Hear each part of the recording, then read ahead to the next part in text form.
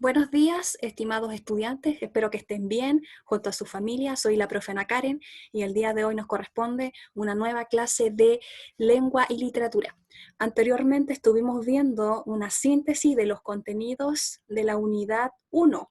Ahora vamos a ver un objetivo fundamental que nos llevará a poder continuar con este proceso educativo.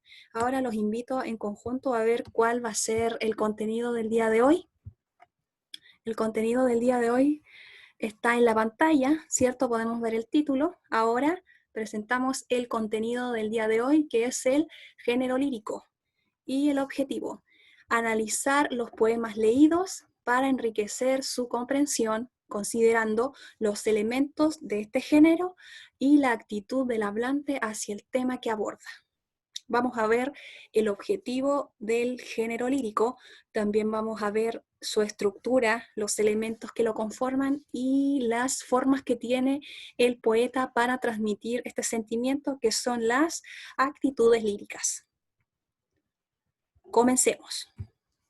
Acá tenemos las características. ¿Qué se entiende o qué entendemos cuando nos preguntan por este género? ¿De qué se trata este género? El objetivo de este género es expresar sentimientos y emociones por parte del poeta. Lo hace a través del hablante lírico. ¿Y qué es el hablante lírico? Es la voz ficticia que utiliza el poeta para transmitir sus sentimientos. Recordemos que el poeta con el hablante lírico son figuras totalmente distintas, ya que el poeta es el creador del poema y quien utiliza el hablante lírico para transmitir sus sentimientos. Por lo tanto, la figura que utilice el hablante lírico va a ser distinta a, por ejemplo, si el poeta es un hombre, él puede utilizar la figura del hablante lírico de un niño para transmitir sus sentimientos. El sentimiento que el poeta transmite a través de él va a ser el mismo. Lo que va a cambiar es la figura que va a estar representada este hablante lírico, el cual puede ser, por ejemplo, si yo quiero escribir un poema, yo puedo representar mi hablante lírico a través de una persona adulta, un niño o un hombre. Por lo tanto, hablante lírico y poeta son totalmente distintos.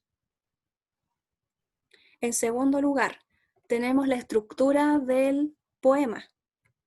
Está conformado por versos, que corresponde a la línea del poema. Estos versos están formados por estrofas, que es el conjunto de versos.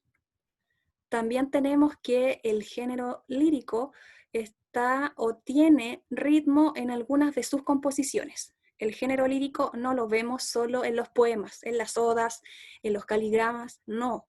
¿Dónde lo vemos? En las canciones. Bien, en las canciones, porque es en las canciones donde se expresa la mayor emotividad junto con los poemas, este tipo de expresión literaria. El cantante a través de su emotividad nos intenta evocar lo que él está transmitiendo, nos intenta conmover y también intenta enfatizar lo que él está sintiendo, lo que él está manifestando en la letra de la canción. Por lo tanto, cuando nosotros escuchamos una canción en la radio o en nuestro celular, ¿cierto? En estos programas, en Spotify, por ejemplo, nosotros nos conectamos con la canción porque nos sentimos identificados con lo que está interpretando el cantante. Entonces ahí nosotros estamos en plena acción del género lírico. Nosotros para poder entender la canción, ¿cierto? También para poder entender el poema, nosotros tenemos que interpretar, ser una especie de juez, ¿cierto? Para poder entender y comprender el poema o la canción, porque algunos cantantes como poetas utilizan ciertos recursos estilísticos para presentar sus creaciones, utilizan cierto vocabulario o utilizan ciertos códigos lingüísticos provenientes de su país para poder transmitir sus canciones, y nosotros debemos también buscar estos conceptos para poder entender la canción y así poder interpretarla y, lo más importante, comprenderla de una mejor manera, porque a veces hay ciertos cantantes que nosotros escuchamos, ¿cierto? Y tratamos de interpretar la canción, pero nosotros creemos atribuirle un significado distinto al que el cantante tiene. Por lo tanto, es importante que nosotros sepamos primero interpretar lo que él nos está expresando. Y finalmente tenemos la rima, que es la semejanza o igualdad de sonidos entre dos o más palabras, que también está incluida en los poemas, y también el número de rimas dentro de un verso es ilimitado dependiendo de la creación del autor. Acá tenemos un poema, La Luna, de la autora Lesbia García Hernández, de Fernández, y tenemos que este poema se llama La Luna y está compuesto de 3 estrofas de 4 versos cada uno. Acá tenemos el primer verso: la luna me está mirando. Es una noche muy bella y yo suspiro cantando solo para que me mire ella. Segunda estrofa: la luna sonríe conmigo, yo la miro desde lejos. Para ella soy su amigo que doy muchos consejos. Tercera estrofa: la luna se está peinando su linda cabellera. A escondidas la estoy mirando desde la vieja trinchera. Acá entonces primero tenemos la primera estrofa. Acá tenemos el primer verso, el segundo verso, el tercer verso. Entonces en total tenemos 4 versos que forman la primera estrofa. Lo mismo con la segunda, 4 versos que forman la segunda estrofa. Y lo mismo con la última estrofa, que está compuesta por 4 versos, y corresponde a la tercera estrofa. Y también hay que dar hincapié acá en que acá tenemos la presencia de una rima, ya que se encuentra en el primer verso y en el tercer verso en las consonantes ando, de la palabra mirando y cantando. Acá tenemos una rima, mirando y cantando. La luna me está mirando y yo suspiro cantando. Entonces tenemos que hay un recurso estilístico de la rima entre el primer verso y el tercer verso. Luego, en el segundo verso y el cuarto verso, con la consonante ella de la palabra bella y ella. Es una noche muy bella solo para que mire ella.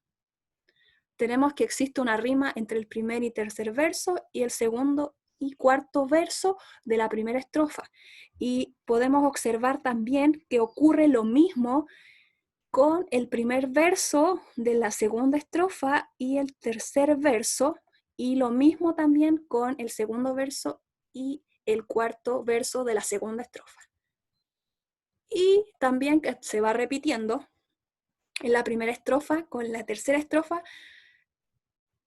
perdón, en el primer verso con el tercer verso de la tercera estrofa, con el segundo verso y el cuarto verso de la tercera estrofa, que ocurre lo mismo, y también tiene la presencia de la rima. La rima también se puede dar en un número ilimitado de estrofas y de versos dependiendo de la creatividad del autor. Ahora tenemos los elementos que forman parte del género lírico, tales como el motivo lírico, que corresponde al concepto o idea presente en una determinada composición poética. Luego tenemos el objeto lírico, circunstancia o ser que provoca un estado anímico determinado en el poeta. Y acá vamos a detenernos. El motivo lírico es una idea ya que yo voy a transmitir o expresar. Esta idea puede ser una persona, un acontecimiento o un objeto. Luego tenemos que el objeto lírico es la circunstancia o ser que provoca este estado anímico. Entonces, yo relaciono el concepto o idea con el objeto, ya que al yo expresarme, al expresar lo que siento por este objeto o esta circunstancia o esta persona, lo voy a relacionar con la circunstancia que me provoca este motivo lírico.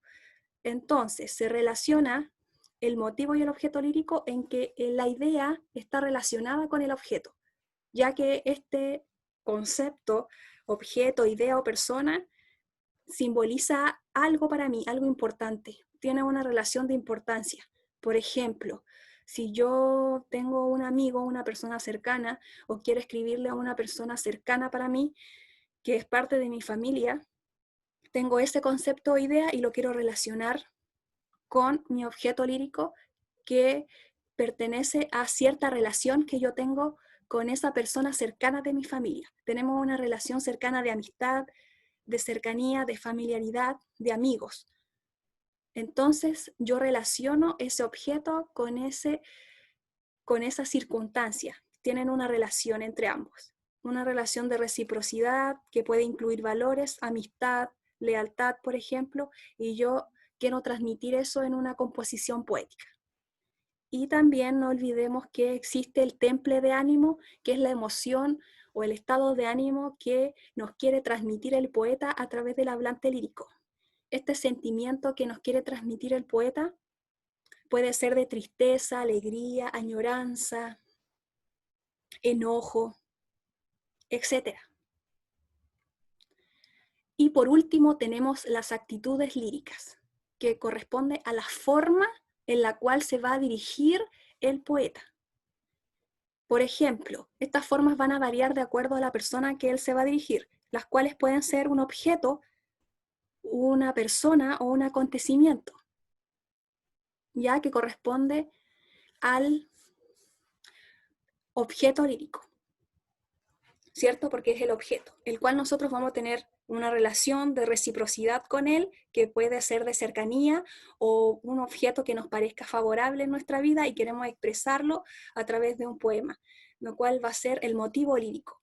Entonces, para dirigirme a él, el poeta utiliza estas formas, que es la actitud enunciativa, donde el hablante expresa hechos o acontecimientos, ya frente a lo que le producen ciertos fenómenos o ciertas experiencias que él nos quiere manifestar. Por ejemplo, a recorrer me dediqué esta tarde las solitarias calles de mi aldea. Entonces acá el hablante lírico está recordando un pasaje, ¿cierto?, que le produce cierta localidad en la cual donde vive él. Nos está enunciando entonces hechos, circunstancias. Luego tenemos la actitud apostrófica. Acá el hablante lírico se dirige a un tú. Esta persona a la cual se dirige el hablante puede ser un amigo, una persona cercana a él, alguien perteneciente a su familia, el cual la persona sienta una relación de lealtad, ¿cierto?, de cariño, la cual la quiere expresar por medio de un poema. Entonces, tenemos que el ejemplo, ¿quieres que te quiera? ¿Quieres? ¿Quieres que te quiera más? Te quiero más que a mi vida. ¿Qué más quieres? ¿Quieres más? Acá tenemos que el hablante lírico, que puede ser una mujer o un hombre, le está preguntando a una persona, ¿quieres que te quiera? ¿Quieres? ¿Quieres que te quiera más? Le está preguntando, ¿cierto? Te quiero más que a mi vida. ¿Qué más quieres? ¿Quieres más? Está apelando a que le dé una respuesta, ¿cierto? Entonces se está dirigiendo hacia alguien. Este alguien puede ser una mujer o un hombre. Esa es la actitud apostrófica. Y finalmente tenemos la actitud carmínica o de la canción. Esta actitud es en la que el hablante expresa directamente sus sentimientos. Es la que manifiesta con total expresividad lo que el hablante está sintiendo. Por ejemplo, tengo miedo. La tarde es gris y la tristeza del cielo se abre como una boca de muerto. Tiene mi corazón un llanto de princesa olvidada en el fondo de un palacio desierto. Acá tenemos varios elementos los cuales podemos interpretar. Solo sabemos que el hablante lírico está expresando lo que él siente, ¿cierto? Nos advierte acá en forma literal que se encuentra acá. Tengo miedo, siente miedo. Ve la tarde. Este hecho lo ve como de manera gris y también nos advierte su tristeza frente a lo que él está observando. También dice que la tristeza del cielo se abre como una boca de muerto. Acá podemos identificar o también interpretar a qué se refiere o que está comparando la tristeza del cielo, se abre como una boca de muerto. ¿Por qué el hablante querrá manifestarlo de esta forma comparando la tristeza del cielo que se abre como una boca de muerto? Y también habla también cómo se siente al manifestar que tiene mi corazón un llanto, lo que él siente de princesa olvidada en el fondo de un palacio desierto. ¿Qué nos querrá decir con princesa olvidada en el fondo de un palacio desierto? Pero eso lo descubriremos más adelante cuando veamos la interpretación de poemas.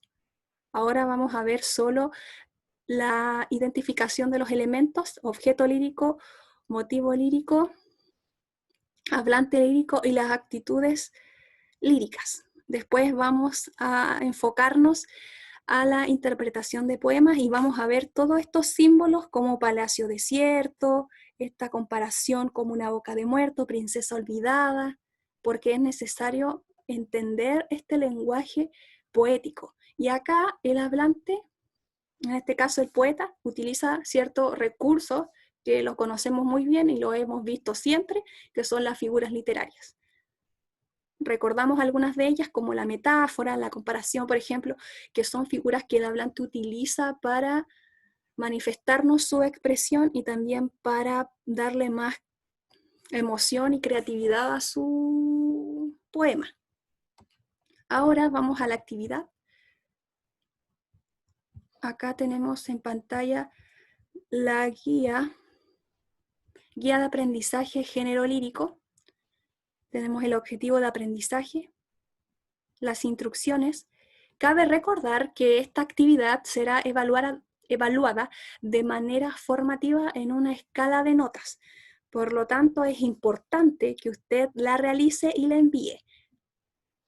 Más abajo tenemos las características del género lírico mencionadas anteriormente, la estructura, los elementos y las actitudes líricas, con sus ejemplos.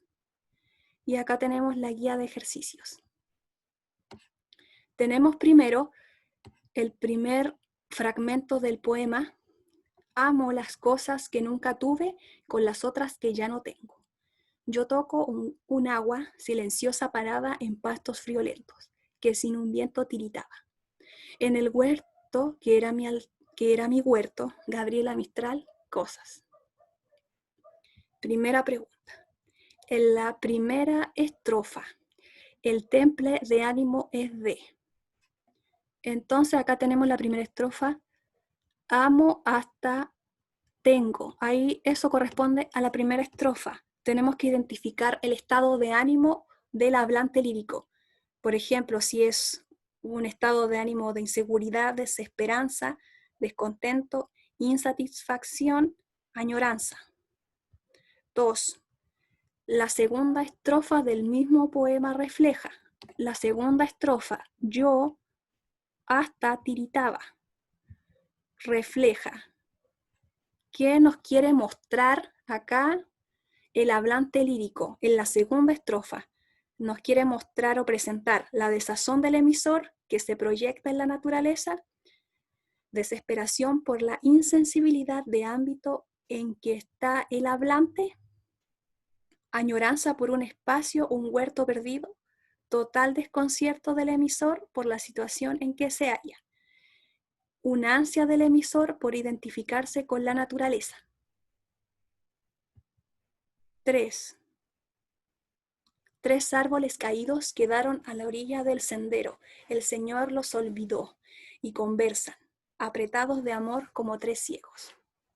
2. El sol de ocaso pone su sangre viva en los hendidos leños y se llevan los vientos la fragancia de su costado abierto. Gabriela Mistral. En las 2 estrofas anteriores predomina la actitud lírica. Acá tiene que identificar cuál es la actitud lírica que predomina más, la que predomina, porque cabe recordar, ¿cierto?, que las actitudes líricas pueden estar las 3 en un poema, ¿ya? pueden estar las tres, tanto la enunciativa, la carmínica y la apostrófica, presentes en un poema. Ya no necesariamente tiene que estar una sola, la apostrófica, por ejemplo, y las otras dos no. No, sino que pueden estar las tres presentes. Esto es dependiendo de la creatividad del autor, como él las quiera presentar. Por lo tanto, cuando se nos preguntan sobre cuál es la actitud lírica que está en el poema, debemos identificar primero lo que se nos está preguntando. Acá se nos están preguntando cuál predomina más, cuál se manifiesta más, ya que si están las tres o si están dos, porque se nos está indicando que hay más de dos o solo dos, ya una no hay, se nos está indicando que hay dos o tres. Entonces, ¿cuál se manifiesta más? Y la que se manifiesta más, esa es la correcta. Y tenemos tres, la enunciativa, la carmínica y la apostrófica. Y acá tenemos entonces las alternativas enunciativa, la nostálgica, ecológica, carmínico de la canción, apostrófica. La número 4. ¿Cuál es el nombre de la actitud lírica que aparece en la siguiente estrofa? ¿Por qué son, niña, tus ojos verdes como el mar? ¿Te quejas? Verdes los tienen las náyades, verdes los tuvo Minerva, y verdes son las pupilas de las uris del profeta. Gustavo Adolfo Bécquer, rima 12. Para identificar acá la actitud lírica debemos primero, como yo les dije anteriormente, ser una especie de juez, tomar este papel de juez e interpretar cada uno de los símbolos que nos está entregando el poeta acá. Y acá tenemos algunos de ellos. Acá primero tenemos las náyades. ¿Qué serán las náyades? Recordemos que las náyades correspondían a un personaje griego. Habían varias, las dríades también. Hay que buscar el significado de las náyades para poder entender el poema. Y también qué papel tiene Minerva acá, por qué el autor habrá expresado este poema mostrándonos a Minerva. Ahí hay otro elemento. Y también hay que buscar el concepto de la palabra uris, qué significará. Y gracias a estos tres significados podríamos darle una interpretación a este poema y poder identificar cuál es la actitud lírica que aparece en esta estrofa. Ya para que esto les va a ayudar para interpretar el poema. 4. El 5. Quedamos en el 4, ahora estamos en el 5. ¿Qué actitud lírica está presente en el siguiente poema? Todo está como entonces. La casa, la calle, el río, los árboles con sus hojas y las ramas con sus nidos. Y acá tenemos las actitudes líricas: carmínica, poética, enunciativa, carmínica o de la canción, apostrófica.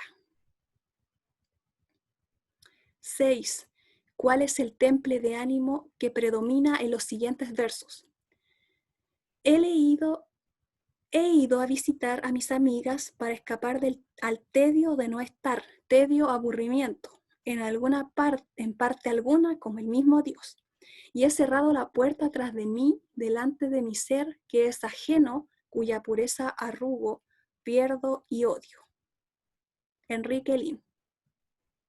Y el estado de ánimo se nos está preguntando cuál es el temple de ánimo o estado de ánimo que predomina en esos versos, que puede ser de insensibilidad, apasionado, de insociabilidad, de pesimismo, de incredulidad.